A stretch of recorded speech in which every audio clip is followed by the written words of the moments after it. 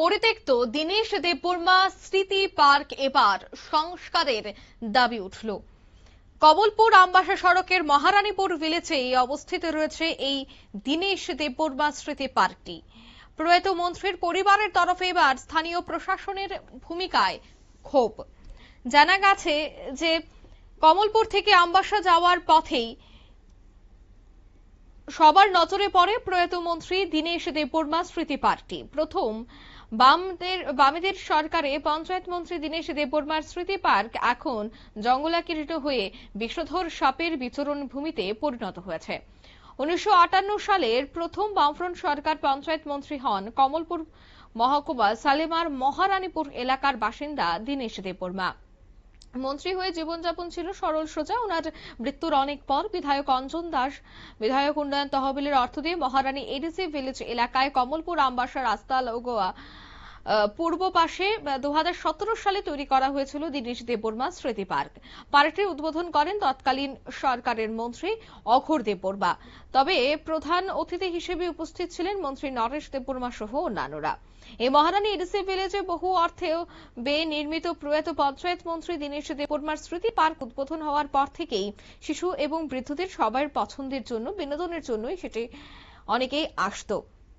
তবে সরকার পরিবর্তনের পর কর্মচারীদের অন্যত্র বদলি করা হয়। এরপর থেকে পার্কটি দেখভালের অভাবে চারদিকে জঙ্গল হয়ে বিষধর সাপের বিচরণ ভূমিতে পরিণত হয়েছে। পার্কে বহু বসার জায়গা ভেঙে পড়ে আছে। জঙ্গলের ভেতর রেখেছে প্রয়াত পঞ্চায়েত মন্ত্রী দীনেশ দেববর্মার মর্মর মূর্তি। তবে এলাকার বাসিন্দারা শিশুদের বিনোদনের জন্য একাধিকবার মহারানীপুর এডিসি ভিলেজে কর্মকর্তাদের কাছে আবেদন করেছিল পার্কটি জঙ্গল পরিষ্কার করে সাপ ভয়মুক্ত করার জন্য, কিন্তু এডিসি ভিলেজ থেকে কিছুই করা হয়নি বলে অভিযোগ। আর তারপরেই আজ প্রয়াত মন্ত্রী দীনেশ দেববর্মার নিকট আত্মীয়রা সংবাদ মাধ্যমে দ্বারস্থ হয়। কি বলছেন শোনাবো। মহারানীপুর আন্ডার এডিসি ভিলেজ এই জিনিসদার এই স্মৃতিমঞ্চ এটা আমার মনে হয় বিগত 2017 ইংরেজিতে এখানে প্রতিষ্ঠা করেছিলেন দীনেশদা। 1978 বা 79 ইংরেজিতে একজন পঞ্চায়েত মন্ত্রী ছিলেন ত্রিপুরা সরকারের একজন সক্রিয় বিধানসভার সদস্য এবং দুইবার তিনি পঞ্চায়েত মন্ত্রী ছিলেন।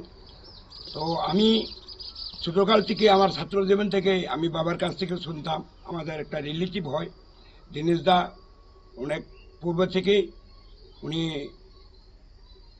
সমাজের কাজে দেশের কাজে বিভিন্ন কাজে নিয়ে ছাত্রভাবে কাজ করতেন। এর মধ্যে তিনি এলাকার জনগণের ভোটে তিনি বিধানসভার সদস্য হয়ে দুইবার মন্ত্রী হয়েছেন।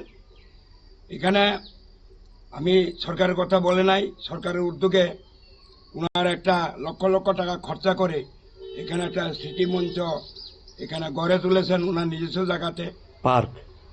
হ্যাঁ, কিন্তু দুঃখজনক ব্যাপার আমি 2017 পর থেকে দেখি ওনার জন্ম দিন পালন করা হয় নাই, মৃত্যুদিন পালন করা হয় নাই এবং সরকার তো কর্ণপাত করেন নাই, এলাকাবাসীও না, পঞ্চায়েতও না।